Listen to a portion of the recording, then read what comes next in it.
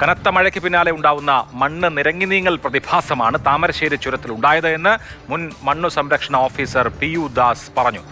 മേഖലയിൽ വിദഗ്ധ സമിതിയുടെ പരിശോധന വേണമെന്ന് അദ്ദേഹം മാതൃഭൂമി ന്യൂസിനോട് പറഞ്ഞു. താമരശ്ശേരി ചുരത്തിൽ കഴിഞ്ഞ ദിവസം ഉണ്ടായ മണ്ണിടിച്ചിലിനെ കുറിച്ച് സംസാരിക്കാൻ എന്നോടൊപ്പം ഈ മേഖലയിലെ ഒരുപാട് പരിചയമുള്ള ഒരു വിദഗ്ധനാണ് ചേരുന്നത്. 2018 പ്രളയകാലം പുത്തുമല ഉരുൾപൊട്ടൽ കാലത്തൊക്കെ വയനാട് ജില്ലാ മണ്ണ് സംരക്ഷണ ഓഫീസറായിരുന്നു. ജില്ലാ ദുരന്ത നിവാരണ അതോറിറ്റിയിലെ ഒരു പ്രധാന വിദഗ്ധനായിരുന്നു PU ദാസ്. അദ്ദേഹമാണ് ഇപ്പോൾ ചുരത്തിൽ നിന്ന് ചേരുന്നത്. ഇവിടെ എന്താ ശരിക്കും സംഭവിച്ചത്? ഇതൊരു പോസ്റ്റ് മൺസൂൺ ഇമ്പാക്റ്റ് എന്നുള്ള രൂപത്തിൽ കാണേണ്ടതാണ്. ഈ വയനാട് ജില്ലയിൽ കഴിഞ്ഞ മൺസൂൺ എന്ന് പറഞ്ഞാൽ ഏകദേശം 100 ദിവസത്തോളം നീണ്ടുന്നതാണ്. 100 ദിവസം ശക്തമായിട്ടുള്ള മഴയുണ്ടായിരുന്നു. ആ ശക്തമായിട്ടുള്ള മഴയുണ്ടെങ്കിലും ലക്കിടി ഭാഗത്ത് ഒരു 250 മില്ലിമീറ്ററിൽ കൂടുതൽ മഴ പെയ്തിട്ടില്ല എന്നുള്ളതാണ്. സിംഗിൾ ഡേയിൽ 250 മില്ലിമീറ്ററിൽ കൂടുതൽ ഒരു ദിവസം മഴ പെയ്തിട്ടുണ്ടെന്ന് വെച്ചാൽ ഉരുൾപൊട്ടൽ സാധ്യത ആരംഭിക്കുകയാണ്. അതാണ് ഒരു ക്രിട്ടിക്കൽ പോയിന്റാണത്.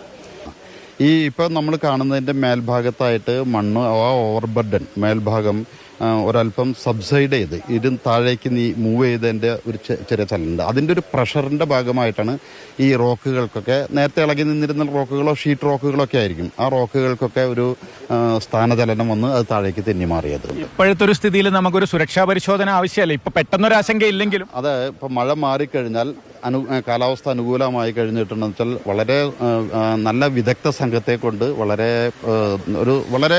ശാസ്ത്രീയമായിട്ടുള്ള പരിശോധന അനിവാര്യമാണ്. കാരണം വെച്ചാൽ ഇപ്പോൾ നിൽക്കുന്ന എക്സ്പോസ് ചെയ്ത് കാണുന്ന വലിയൊരു പാറ, അതിനിടയിൽ 2 കാവിറ്റീസ് ഉണ്ട്. അപ്പോൾ ആ സ്ഥലങ്ങളൊക്കെ തന്നെ പ്രഥമ ദൃഷ്ടിയ ഒരു അപകട സാധ്യത കാണുന്നു എന്നുള്ളതാണ്. പരിശോധന അനിവാര്യമാണ്.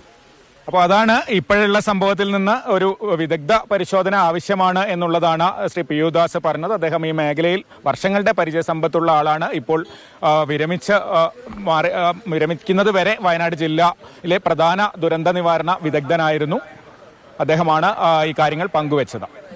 വേണുവിനൊപ്പം കമൽ, മാതൃഭൂമി ന്യൂസ്, വയനാട്.